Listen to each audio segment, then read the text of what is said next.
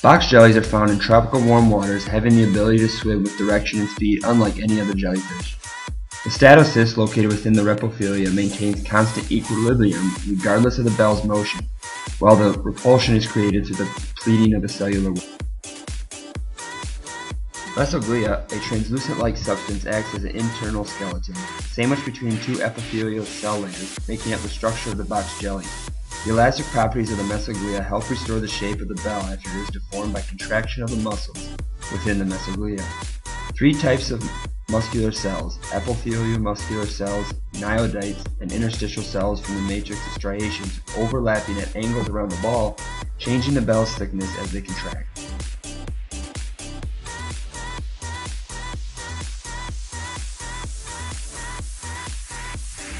Inspired by handcrafted industrial mold-making processes, we developed handmade molds as well as the use of the CNC to create customized molds for consistent output.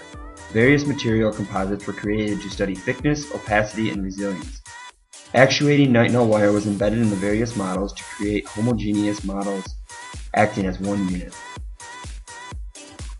Looking at a dense material striation, nitinol was laid in a pattern and cast in silicone.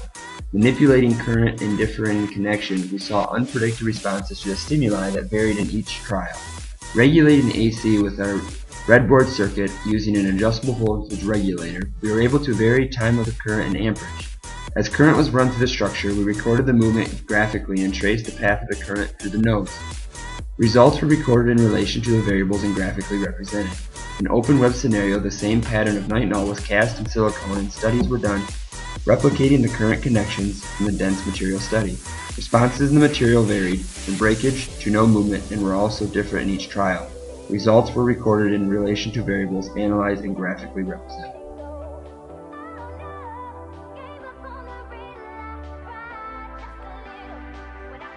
Expanding on the plane of prototypes, modules were fabricated exploring blurt, patch, and infill scenarios. This resulted in further testing of materials and composites in order to alter rigidity, flexibility, and elasticity. Bricks were created with internal air chambers with varying materials and fills. Diverging to a more vertical module and a twisting motion reflecting the muscular striation was used for a patch application. To further emulate the model intentions, digital modeling highlights infill scenarios including axial curling apertures in a layered system to manage airflow and lateral thermal expanding mesh to manage solar heat gain.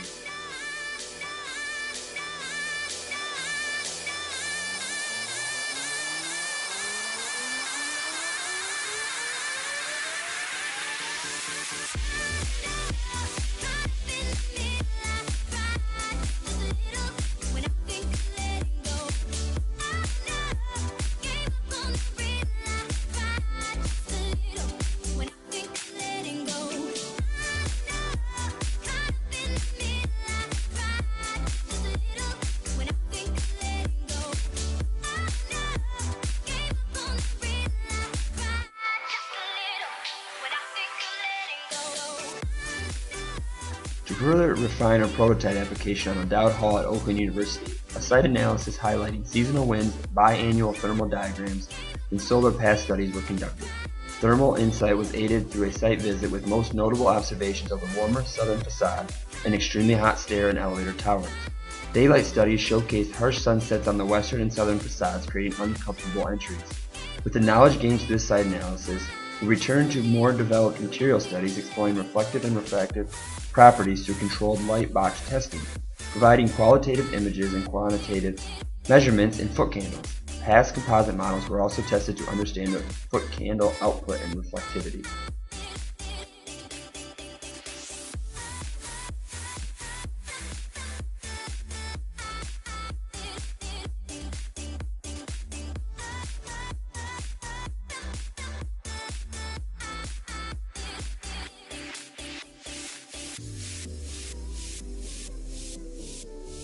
This module prototype represents a third scale for a real-life building application. We moved to an 8-cell, 6-inch module. The prototype module is made up of silicone, insulated glass, and nitinol wires.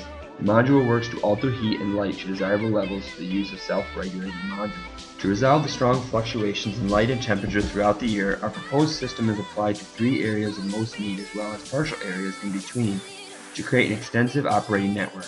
Our prototype, a modular multicellular tensile system, is designed to be attached to existing or new curtain wall systems via tensile cables and held off the face of the glass.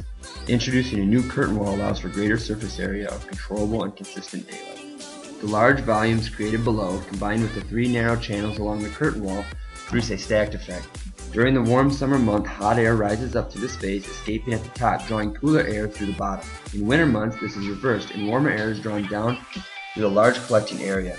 These circumstances create an air pressure differential in order to passively cool or warm the building.